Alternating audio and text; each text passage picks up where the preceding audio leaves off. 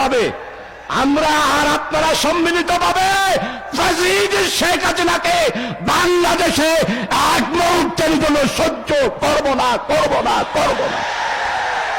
আর 1 ইঞ্চি মাটিও মোদি ফারাক্কার চুক্তি হয়েছে, তিস্তার চুক্তি হয়েছে, ফারাক্কা বাঁধ ভেঙে দেব, তিস্তা ভেঙে দেব, উড়িয়ে দাও গুড়িয়ে দাও ফারাক্কা। প্রিয় ভাই সব, আমার বৈষম্য বিরোধী ছাত্ররা কিভাবে রক্ত দিয়েছে। আজকে বৈষম্য বিরোধী ছাত্র না হলে আমরা আজকে এই আন্দোলন 36শে জুলাই না হলে আমরা আজকে এখানে এসে তাফসীর মাহফিল করতে পারতাম না। এই জন্য আমার ভাইরা স্লোগান দিচ্ছে, ঢাকা না দিল্লি, ঢাকা না দিল্লি, ঢাকা না দিল্লি। এই স্লোগানটা সবাই দিতে পারবেন? আওয়ামী লীগ যেখানে দেখবেন সেখানে স্লোগান দেবেন, আওয়ামী লীগ যেখানে দেখবেন এই স্লোগানটা আপনারা দেবেন। আর আগামীকালকে সবাই দলে দলে আসবেন মাহফিলে। আসার সময় 3টা স্লোগান, আল কোরআনের আলো, আল কোরআনের আলো, আল হাদিসের আলো, ঢাকা না দিল্লি, ঢাকা না দিল্লি। কালকে আমার চট্টগ্রামের অলিতে গলিতে এই 3টা স্লোগান নিয়ে আপনারা লাখো মানুষ, 30 লক্ষ থেকে 40 লাখ মানুষ মিছিল করে কালকে প্যারেড ময়দানে আসবেন ইনশাআল্লাহ আজিজ। প্রিয় ভাই সব, বক্তব্য আর দীর্ঘ দিতে চাই না। হযরত জুবাইর রাদিয়াল্লাহু আনহু কারবালার প্রান্তরে আমার হযরত হুসাইন শাহাদাত বরণ করলেন। আহলে বায়াতদের কেউ ছিল না। হযরত জুবাইর রাদিয়াল্লাহু আনহু কারবালা থেকে মদিনায় আসলেন। মদিনায় এসে একটা চিঠি লিখলেন আজিজের কাছে। মদিনায় মনোবরাতে হযরত উসমান রাদিয়াল্লাহু আনহুর পর খেলাফতকে সাজানোর জন্য সর্বপ্রথম সমাজ সেবার কাজে হাত দিয়েছিলেন হযরত জুবাইর রাদিয়াল্লাহু আনহু।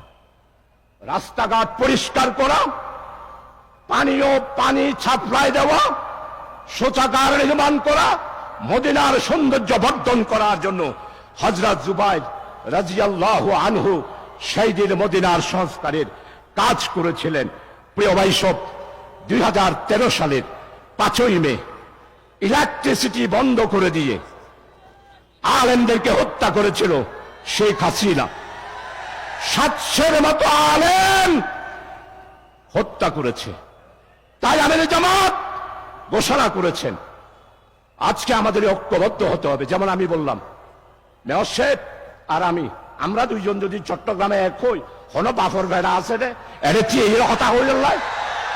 আমরা দুইজন যদি দুজন এক খাতে ধরে হয়ে যায়, আমরা দুইজন আসি, তাহলে হন বেড়ার ফুটাছে না কথা হইল বাজি, গাছের পাতাও তো লড়িল। প্রিয় ভাই সব, আসুন, এই জন্য আমাদের আমিরে জামাত ডক্টর শফিক সাহেব বলেছেন, আলেমদের বিবেক আমরা আর থাকতে দেব না। এই দেওয়াল ভাঙতে হবে। ওয়াহাবি আলেম, সুন্নি আলেম, কওমি আলেম, সরকারি আলেম, আঞ্জুমানে রহমানিয়া আহমদিয়া সুন্নিয়া, আপনাদেরকে প্রশংসা করি। আপনারা যেই জনসভা করছেন আমরা সেটাকে স্যালিউট জানাই। অনর্থক আমাদেরকে না বুঝে গালি দেবেন না।